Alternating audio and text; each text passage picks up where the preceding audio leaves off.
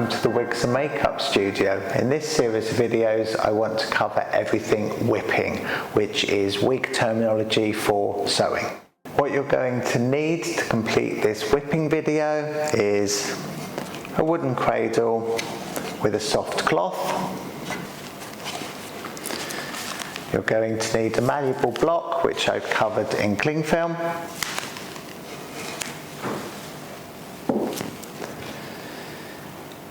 You want some scrap pieces of terylene lace or whatever lace you're choosing to use.